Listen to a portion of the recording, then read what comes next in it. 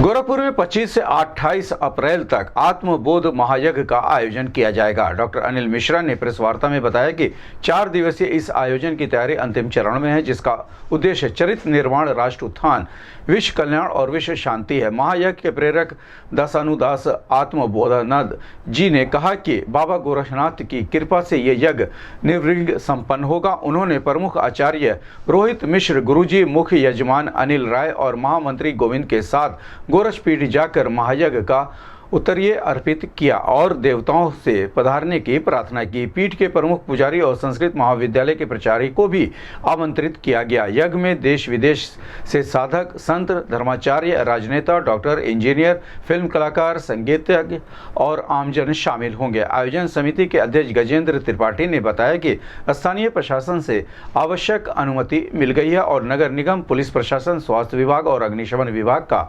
सहयोग प्राप्त हो रहा है। यह यज्ञ वैदिक जागरण, प्रबोधन, हवन और भविष्य पथ दर्शन के 4 सोपानों पर संपन्न होगा। कार्यक्रम इस प्रकार रहेगा: शाम 4 से 7 बजे तक वैदिक जागरण, मातृ शक्तियों द्वारा सप्त नदियों के जल से भरे 251 कलशों के साथ कलश यात्रा। प्रातः 9 बजे से 12 बजे तक प्रबोधन सत्र, जिसका विषय चरित्र निर्माण से राष्ट्र उत्थान और विश्व कल्याण होगा। इस संबंध में गोरखपुर से बात करते हुए डॉक्टर अनिल मिश्रा ने कहा, एक महायज्ञ का आयोजन किया जा रहा है जिसका नाम है आत्मबोध महायज्ञ। यह 25 तारीख से लेकर 28 तारीख तक किया जा रहा है। अप्रैल में 4 दिवसीय महायज्ञ है। चारों दिन का अलग अलग लक्ष्य है।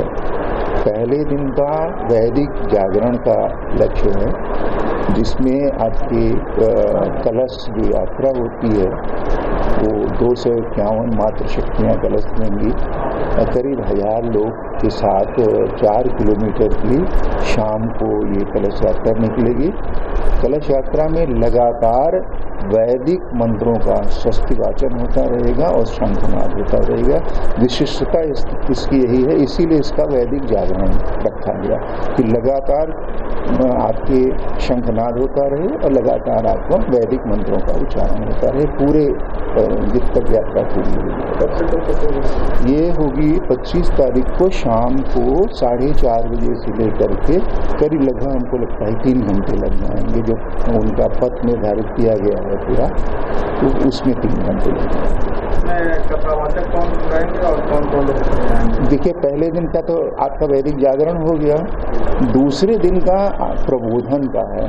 प्रबोधन का जो विषय है वो चरित्र निर्माण से राष्ट्र उत्थान, फिर विश्व कल्याण और विश्व शांति। विशेष चरित्र निर्माण से विश्व कल्याण से जाकर के विश्व शांति तक की जो आपके भारतीय चिंतन रहा है, ऋषियों का चिंतन रहा है, उस चिंतन पर है। और उसमें विशेष रूप से जो संत हैं, जो आपके दर्शन शास्त्र के प्रकांड विद्वान हैं, देश और विदेश से भी आ रहे हैं। विश्व मंदिर आपके जो बैंकॉक के हैं उसके भी प्रमुख आचार्य आ रहे हैं। माननीय मंत्री जी भी आ रहे हैं भारत सरकार के। तो विशेष रूप से इसमें जो हम बोलने के लिए कहेंगे, वो जो संत परंपरा से आते हैं लोग, उनसे बोलने का इस पर उद्बोधन करेंगे। जो आचार्यगण हैं, प्रोफेसर्स हैं, दर्शन शास्त्र के जीवन पद्धति के, उन लोगों के लिए किया जाएगा। तो ये दूसरे दिन का हो 10 बजे से लेकर के 1 बजे तक का ये कार्यक्रम रहेगा।